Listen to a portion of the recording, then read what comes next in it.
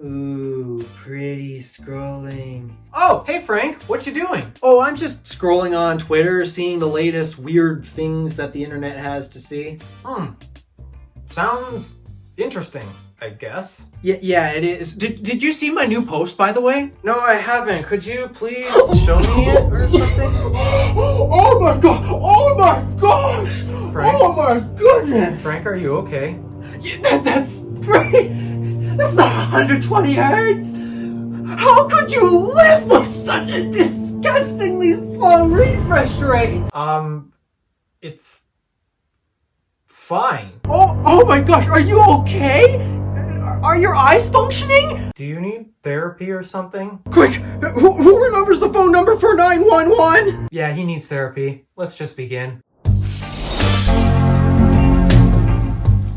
Seriously, guys, we hadn't learned from the iPhone XR about details like this. I keep seeing online, in fact, actually one of my own friends has actually made this exact same statement, where there's a lot of people that do not like the fact that the iPhone 15, the standard model, not the Pros, the Pro model still has this, but the regular iPhone 15 and 15 Plus don't have 120 hertz displays because they think that people would care about that type of feature at that price point. Okay, yeah, I get it. They're expensive phones. You expect a lot out of them. However, there is a very fundamental problem in terms of thinking this way, and it's because a lot of us techies are actually the ones who are saying this. Notice, it's us techies that are the ones that are saying that the 15s, the standard 15s, should have 120 hertz. However, to me, this does not make sense, especially for the intended market of the iPhone 15. You see, the problem with a lot of us tech YouTubers, and hey, I'm not going to say I'm perfect in this regard either. Sometimes I'm a little guilty about doing something like this myself. A lot of us techies on YouTube, we care a lot about the feature set and the value of our devices because we are enthused about them. We have this irrational care towards technology that most other people in the world don't. And this is the hard thing that a lot of tech YouTubers and other people who just watch them, not necessarily make them, the tech enthusiasts just do not seem to remember this detail at all. We, the tech community, are disproportionately outnumbered by the average Joe, and the average Joe doesn't care about this type of detail. We've seen this with the iPhone XR. All of us techies got disgusted and mad at the thought that Apple, the company who makes all these luxury devices and such, and is so forward future thinking, Apple would dare sell a phone at $750 that had a less than 1080p display. It had the same pixel density as the iPhone 4. You remember that back in 2018 when those rumors about the cheaper iPhone, the XR? There were a lot of techies that were disgusted by that, especially when the phone launched after that. And I'm gonna be honest, I too was disgusted by that. I was not excited about a cheaper iPhone with a less than 1080p display. And that was just me being the tech enthusiast. I now know today, in fact, all of us now know today that clearly the less than 1080p display was not a massive issue as everybody seemingly thought it would be. I've seen many iPhone XRs and iPhone 11s that have that same liquid retina display. And I gotta be honest, guys, it's fine. In fact, actually, I didn't really notice that big of a difference compared to my XS Max, which is very similar to those phones because, well, same year, same generation. Other than the fact that, yeah, they have OLED displays. But as you guys know, so many people bought the Smurf out of the iPhone XR. And when the 11 came out for $50 cheaper, same display, but that phone sold even better than the iPhone XR. But it doesn't even have a 1080p display! The XR only had a single camera. It was 12 megapixels. Oh my gosh, what a terrible, but why would you buy it? Why? Because, sure, it might not be the best phone, but average Joes don't necessarily want the best phone. If everybody wanted the best phone, you'd see everyone with the Pro Max iPhones buying them every single year. The second that a new iPhone is launched, you will always see the Pro Max sell out, and you'll never see the other phones, be it the regular Pro or the regular lineup. You will never see those sell. This is the world that you guys are living in. We all buy the Pro Max, or some of you are crazy enough to me to buy the regular size Pro, because I say you're crazy about that because, well, if you know me, I'm go big or go home in terms of screen size. But as we can tell just by seeing a bunch of reports on sales and all that, and what we go out and about and we see these phones all the time, quite often we don't see the Pro phones as much as we see the regular series. And that's because we are disproportionately outnumbered by the average Joe who doesn't care about technical features like that. 60 hertz? A lot of you have been complaining about the fact that the iPhone 15s do not have 120 hertz displays. You're all complaining that it's still on 60 hertz, despite that it's $800 and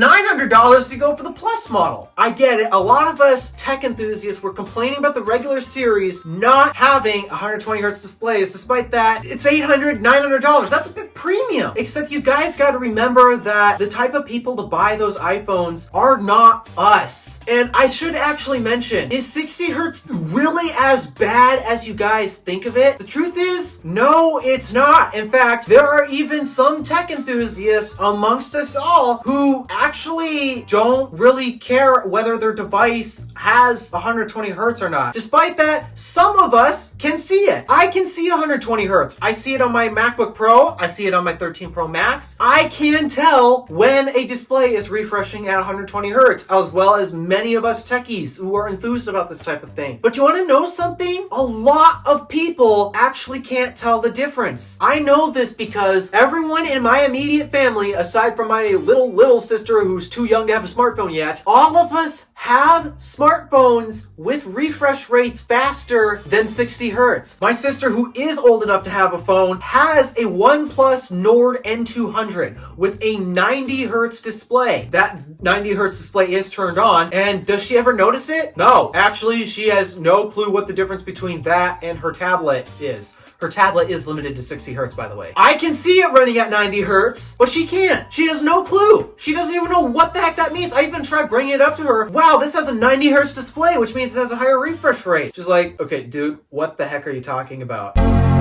And it's not just my sister. My parents both have Samsung phones with 120 hertz displays, both of which are turned on. And do either of them notice? Again, no. They can't tell the difference between their smartphones running at 120 hertz and their laptops, which run at 60 hertz. They don't know the difference. They don't see it. They don't notice it. And they don't care. It doesn't bother them. And despite that, you and I would think, okay, why not just have it on the regular lineup anyways? Because some of us can see it. That's just being selfish. That's going to add more cost to the phone. They're already expensive enough as they are. And yeah, I know they're marking the price up on them, especially.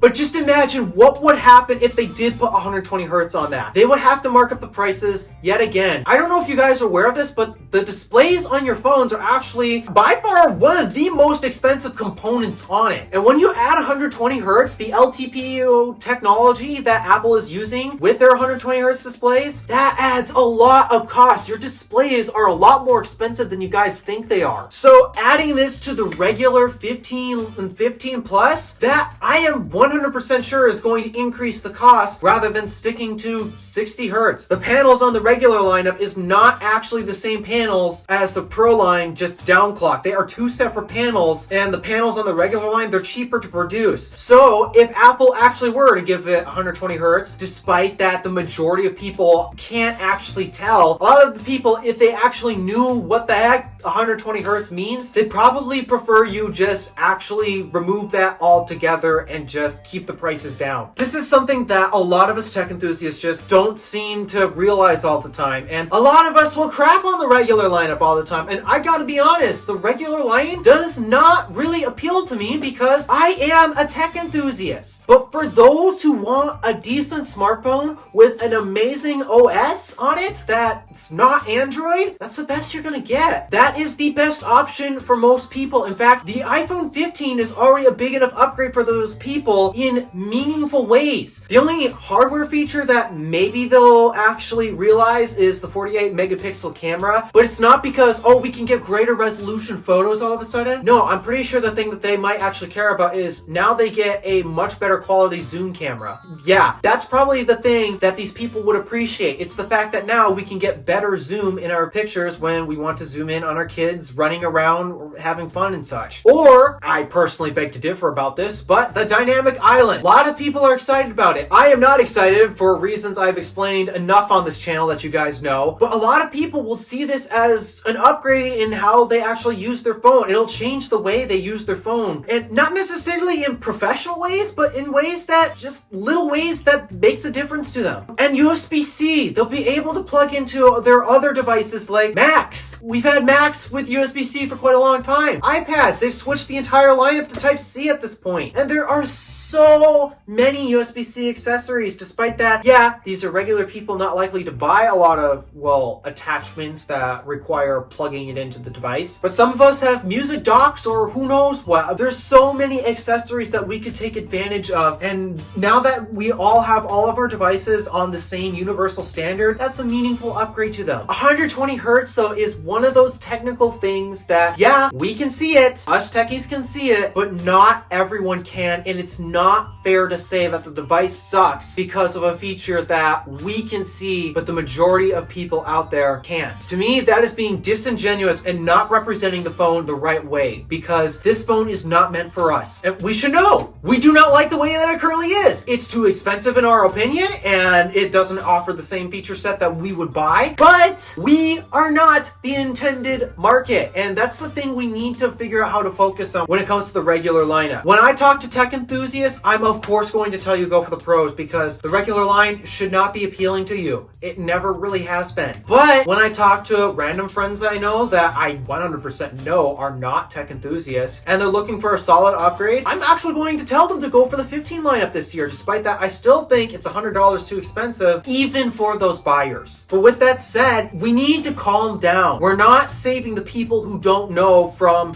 scams and all that. Yeah, again, I think it's $100 too expensive for other reasons, aside from the fact that Apple just has this need to mark their prices up. I've never said I was a fan of their pricing, guys. I've never said I loved Apple's pricing.